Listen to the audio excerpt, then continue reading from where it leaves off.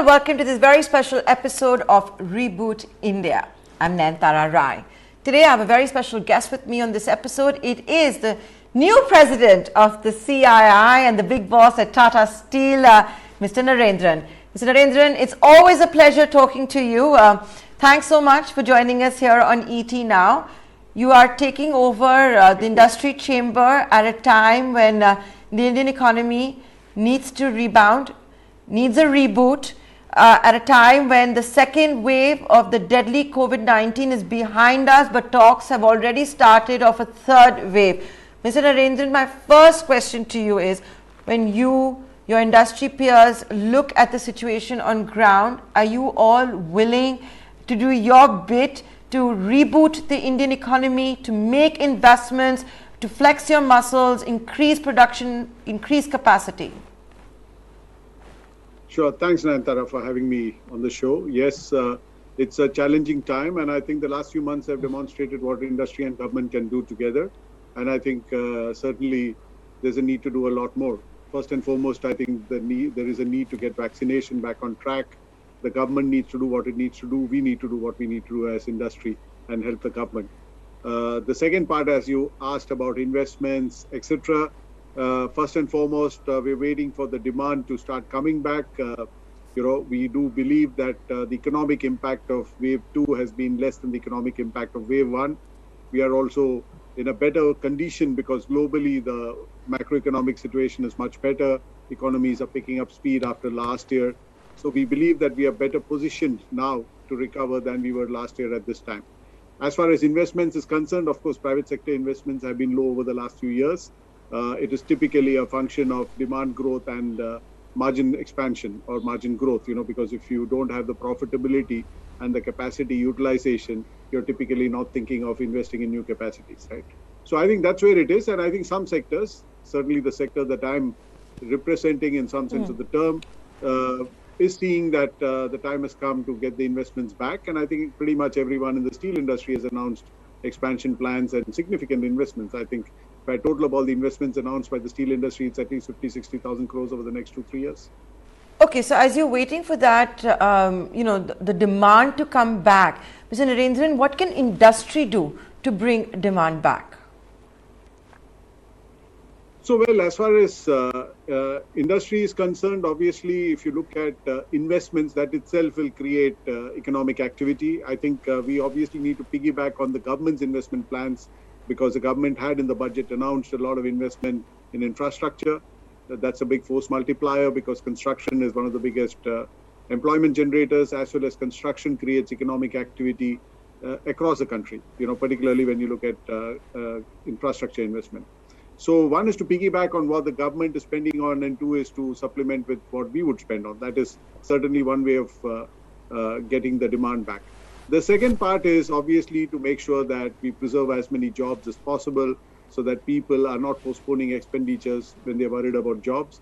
And I think that's also a function of the economic activity coming back.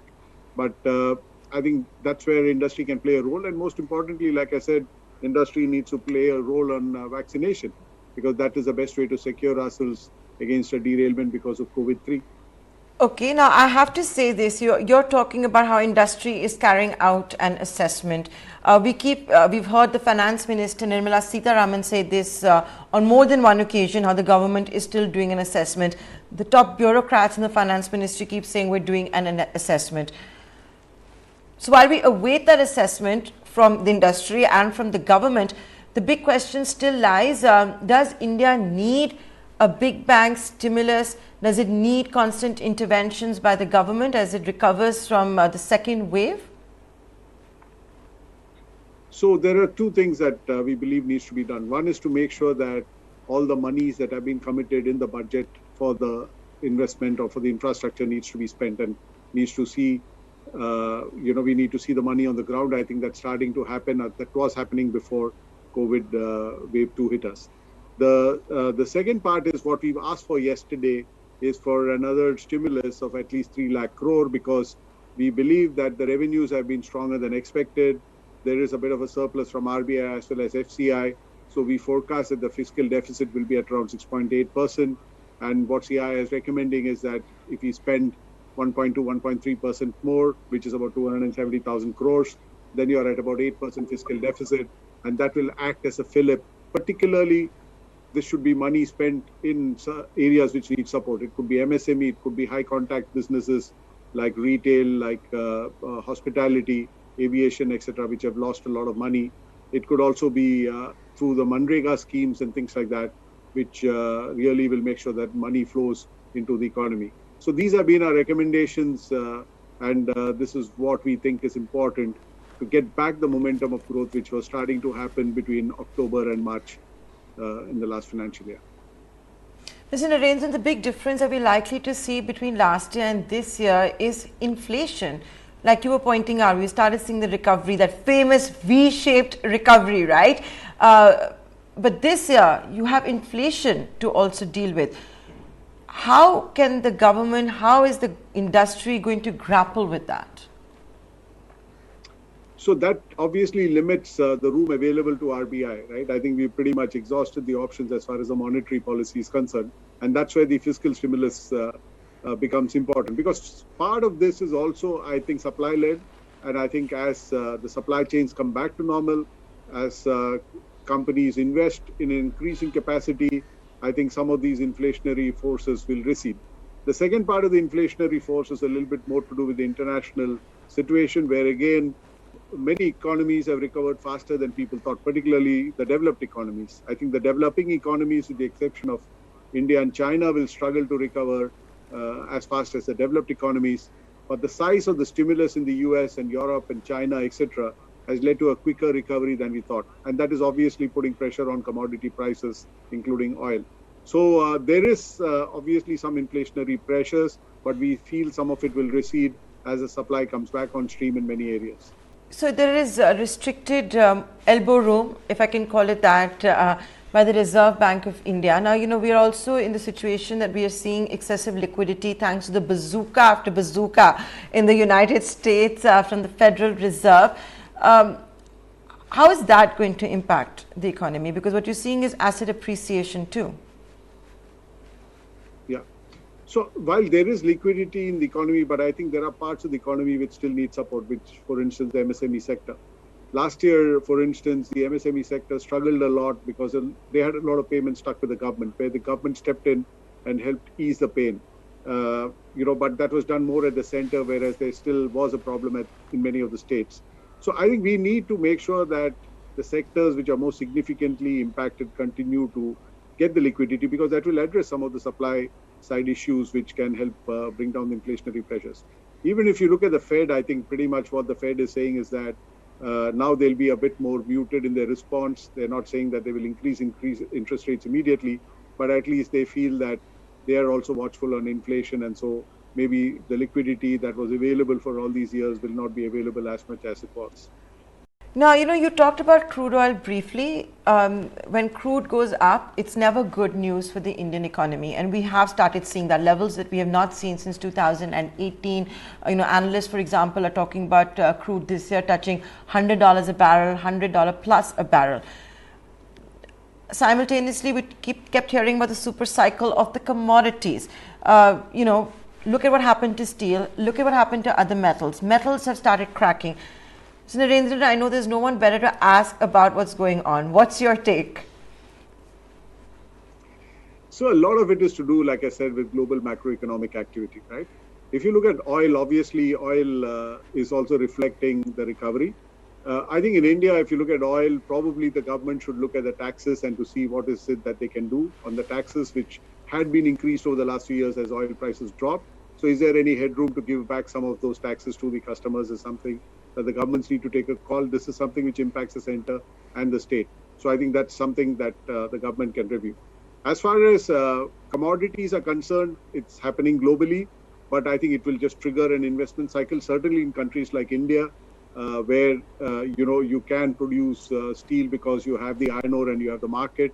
So to some extent, this is something which will get addressed over the next couple of years, at least as far as the Indian market is concerned. But globally, I think what's happening is two things. One is different countries are taking different calls as far as exports is concerned. Even if you look at something like steel, China, when it's planning its net zero path, it's saying that why should we export steel and leave behind 120 million tons of carbon? So China is discouraging the exports of steel. Japan, which is a big exporter of steel, has also decided that it shouldn't have production in Japan for exports. It rather produce in the destination markets. So we are seeing the world trade in some of these commodities being impacted by climate change commitments which different governments are making. It is also impacting the cost curve in many countries because there is a carbon cost, for instance, in Europe, if you have a carbon footprint in your production process. The second side is the demand side, like I said, with everyone spending a lot more on infrastructure, the demand side is also stronger than people expected. So supply side is getting a bit tighter, demand side is getting a bit stronger. That's why you have higher prices than you've seen on an average for the last 10 years. But Mr. Narendran, with these higher prices, and we started seeing some of the metals crack quite a bit in trade. Do you think that this is all an aberration? Because all of this is going to have a big impact on the Indian economy, on demand, on the various projects that need to be executed as well. These wild swings that you're seeing. Sure. No, nobody likes this kind of volatility. Neither do steel companies like prices fluctuating so much because we plan investments over a longer period of time and don't plan based on peaks and troughs that we see so often, right? But I think, this is something which there's no easy answer to it. There's no easy solution to it. It's not ideal. Part of it is structural, part of it is speculative, right? And which is what the Chinese government is trying to work on. They're trying to work on the speculative element of the prices. Structural elements are there for good, but the speculative elements are something that they're trying to discourage. But on a longer term basis, like I said, the only answer to the situation is to have more production capacity available in the country, which is good for India because that will trigger investment. So that's where the cycle is. As far as its impact on the costs, yes, it is having an impact. I think there are two dimensions to it. One is the cost, but like I said, I don't see it to be at this level forever, right? So it will go through some volatility. But I think the larger issue which we need to address and which we are discussing as CII is a lot of people are caught in the middle. If you look at the MSME sector, part of the problem is they have a lot of fixed price contracts, whereas the input costs fluctuate significantly. So how is it that through contracting we can mitigate the risk for the MSME sector? I mean, there are models which operate in other countries. Even if you look at many private sector players like us, when we buy some of the items where there's a lot of volatility, there is a price variation clause. So how is it that we can have contracting done in a manner that the risk doesn't lie entirely on the MSMEs who really get sandwiched between fixed price contracts and fluctuating input cost? But this means that when the prices fall, also you will have to adjust accordingly. Same as when prices go up, you adjust accordingly. So I think some of these need to be thought through because volatility will be there. Commodity cycles will depend on what happens more outside the country than what happens in the country. And we need to be better prepared as industry, and particularly we need to help the MSMEs be better prepared. But I have to say one thing, Mr. Narendran, of course the MSMEs are feeling the pain. They're feeling the most amount of pain. But I was talking to your colleague at the CII and having this very conversation about the volatility in metals. And nobody can factor in a 35-40% upside, right, in prices.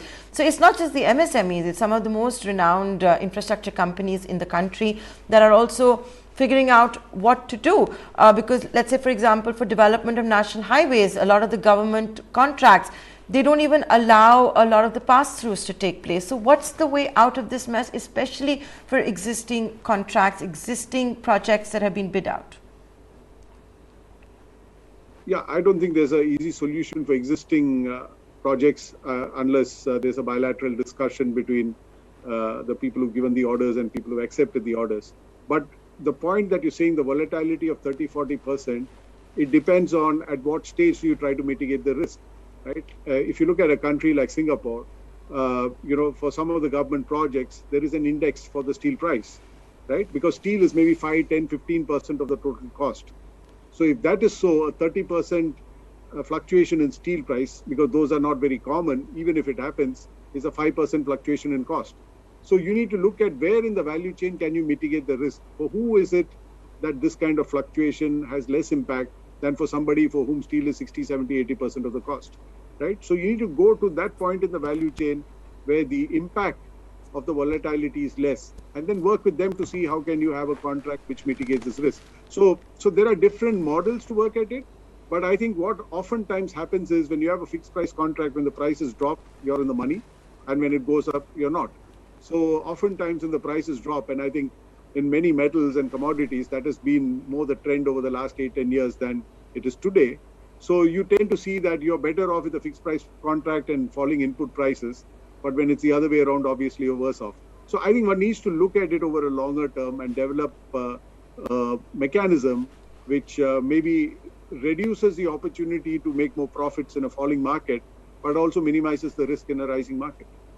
Now, Mr. Narendran, before you even took over as the president of the CII, you were heading the task force for on behalf of CII as far as vaccinations go.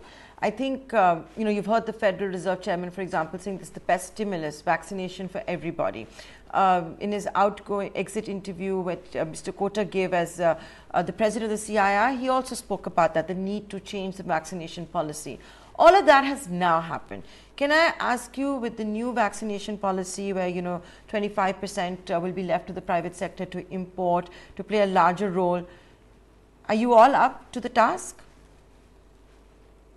So I think one is, at least there is a little bit more simplicity in the whole process, with 75% of the vaccines being bought by the government and 25% being made available to the private sector, right? So to me, that simplifies things a bit. Now, the question is, how can we get the vaccine supply up? While imports is an option, obviously, it's not as if there is a lot of vaccines available in the rest of the world for us to import. I think the best chance we have is to ramp up the domestic production as fast as possible. And I think that's starting to happen. Every month, we are seeing that the vaccine production is going up. We are at 3 million vaccines a day now in terms of vaccination. CII, we believe that we need to get to 7 million vaccinations a day, and we need to do that on an average between July and December if we have to really protect ourselves from a wave 3 or get back to growth. I think the big concern we have, which is not so evident now, is that in another 2 months you will have vaccines, but you may not have enough people willing to be vaccinated. While just now there seems to be a shortage, we are vaccinating more in urban India. When you go to rural India, there is a lot of vaccine hesitancy, a lot of vaccine paranoia. And unless we start working on that, we will have a situation where there are vaccines, but you're not able to vaccinate people, and that's going to be a challenge. So as CII, we are starting to work on that. We are anticipating this problem. We are thinking of what are the communication campaigns that we need to carry. We're thinking about how is it that our members can help, because many of them have a great influence in the communities around their operating units. What are the policies that we can have in factories to say, can we say when vaccines are available, that you can't enter the factory unless you're vaccinated? So these are things that we are thinking about. And we also need to engage with the local communities and the people that those local communities will believe in, because they are going to be the influencers in driving this journey. So there's a lot to do. It looks a bit strange to talk about vaccine surplus situation, but you may end up there sooner than you think. And that's also not good news. Okay, now you've talked about vaccination hesitancy in rural India particularly, which brings me to my next question. Last time round, after first wave, most industry members were relying on the smaller cities and rural India for growth. It was a common narrative across corporate India. But the second wave has been deadly, and it has also impacted the hinterland. Where will growth come from this fiscal? So Nayantara, you're right. Last year in July, I think the brightest spot of the economy was rural India. We were more concerned 3-4 weeks back than we are today. I think 3-4 weeks back, we felt that the impact in rural India is much more than we realize today. Visibility was not there. We had a lot of visibility on what was happening in urban India. We didn't have enough visibility on what's happening in rural India. But I think the sense I get from some of our members over the last couple of weeks is that the rural markets may not be as bad as we thought, and it could be picking up. CII forecast that agriculture growth will be 3.5%, which was the same as last year. We have a good monsoon. We are at least 30-35% ahead of where we should be as far as the monsoon is concerned. So we are more optimistic today than we were 3 weeks back. So let's wait and see, and I hope that our optimism is well placed. Okay, but I want to return to the same question. I think anybody who's tuning into this interview will want to know, what is industry banking on for growth? Will industry create jobs this year? Will industry give increments this year? So I think most industries have announced increments this year, right? Most companies have done that. Last year, there was a freeze, or there were in some cases a pay cut, etc. But I think at least the larger industries, I mean, obviously larger industries larger companies have done better. And I think most of them, as far as I know, have announced salary increases, etc. That is one. Secondly, what will drive growth? Yes, we hope rural economy will continue to be strong as it was last year. Secondly, export markets are still quite strong. India's exports is growing, and that continues to be an opportunity because most major markets are growing. And thirdly, we hope the momentum will come back to the auto industry, which we had seen till COVID wave 2. So I think, last year by October, auto industry was back on track.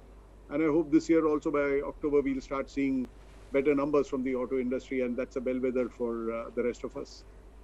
Okay, now as I come to ending this interview, a lot of the recommendations made by the CII have come into force. For example, as far as the 100% credit guarantee scheme goes, it did become a reality. There was a press conference on a Sunday, I remember very vividly, by the SBI chairman announcing it post the second wave. The top 3-4 things that you think the government needs to do that will give a lending hand, that both the industry and government can have a jugalbandi of sorts? No, first and foremost is vaccination. I think we've talked about that enough. Secondly, for the government to continue on the infrastructure spend that they've promised. Third is wherever private sector can, and I think the steel industry is already committed, that is to make investments, get the investment cycle back. I think these are, to me, the immediate things that we need to do. Fourth is, of course, the stimulus that we talked about, and what is it that the government can do to help get the sentiment back in consumption, because a lot of people have spent more than they had planned to on medical expenses, and because of all this concern on jobs and salaries, people may be postponing expenditure, in current times. So how is it that we can get some of that back? One of the suggestions CII has given is it possible to cut the GST for consumer goods by 2-3% for a period of 6 months, not permanently, but just to get the sentiment or the momentum back. So these are some of the things which we think will help get us back on track. CII still forecast that the growth this year will be about 9.5%, and we believe most of that will certainly come in the second half. But we hope that next quarter itself we start seeing the signs of it. So on that note of optimism, Mr. Narendran, I'd like to thank you for joining us on this edition of Reboot India. It's always a pleasure talking to you, and it's always great to get your views. Thank you, Nayantara. Thank you for having me. Thank you.